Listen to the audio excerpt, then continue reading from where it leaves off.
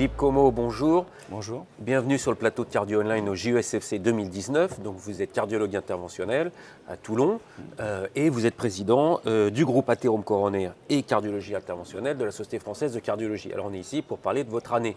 Donc on va un peu parler des thèmes qui vous sont ceux de votre mandat, on va dire. Et peut-être on va commencer par un sujet qui est la radioprotection. Alors écoutez, la radioprotection, c'est un problème majeur pour nous. Nous sommes exposés, nous exposons nos patients.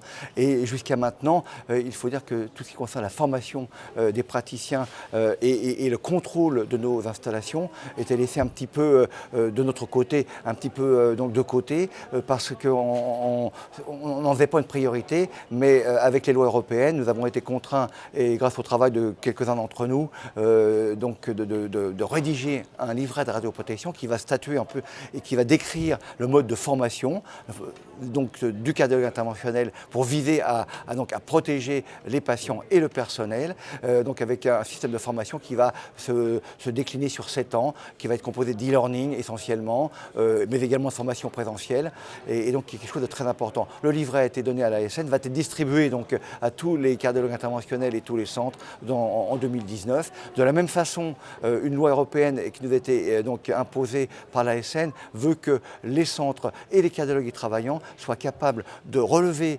leur dosimétrie et donc de faire des tests sur la qualité donc, de la radioprotection aux patients et à l'environnement. Et donc là, on attend, donc on a fait une réponse à l'ASN pour guider un petit peu justement les moyens de contrôle.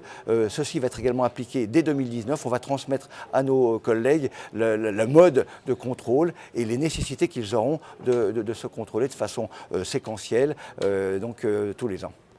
Donc on va rester dans un deuxième thème qui n'est pas si éloigné, c'est l'accréditation. Alors la deuxième chose qui est très importante, c'est l'accréditation. L'accréditation des cardiologues interventionnels est à la traîne par rapport aux anesthésistes, aux chirurgiens vasculaires, etc., qui sont quasiment tous accrédités. Et à l'heure actuelle, compte tenu de ce qu'on entend avec l'accréditation et la certification des structures, la certification des médecins, qui est un peu différente de l'accréditation, mais qui la rejoindra de toute façon, la formation continue, il est quand même impensable de voir que les cardiologues interventionnels actuellement en majorité ne sont pas accrédités. Donc là on va pousser à la roue pour justement essayer de faire comprendre que la mentalité de la recherche, de l'évitement du risque et de la complication est quelque chose qui doit se travailler. Et donc l'accréditation c'est fait pour ça et on va essayer donc de pousser à la roue pour que nos cardiologues interventionnels puissent se diriger vers l'engagement vers l'accréditation. J'ai de bons espoirs, ça commence à frémir un petit peu, donc je pense que ça va être quelque chose qui va se faire.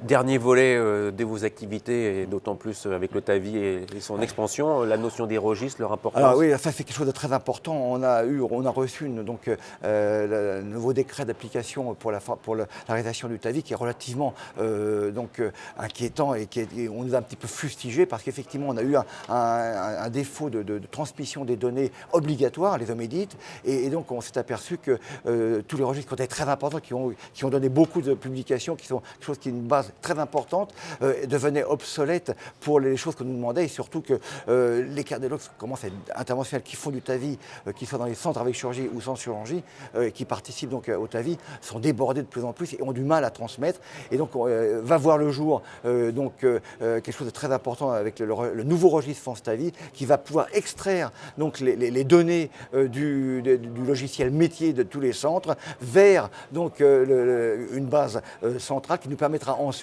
de pouvoir redistribuer vers la HAS, vers la DGOS, vers les ARS, les données nécessaires au contrôle du TAVI. Parce que vous savez que c'est important, actuellement en France, on est quand même un petit peu en retrait par rapport aux pays européens ou américains, où le risque intermédiaire est déjà accepté. Les patients à bas risque vont être acceptés bientôt aux États-Unis. Nous, on est encore actuellement dans des indications qui sont très étroites, même si on fait une douzaine de mille de TAVI par an, c'est les hauts risques chirurgicaux, les patients contre-indiqués.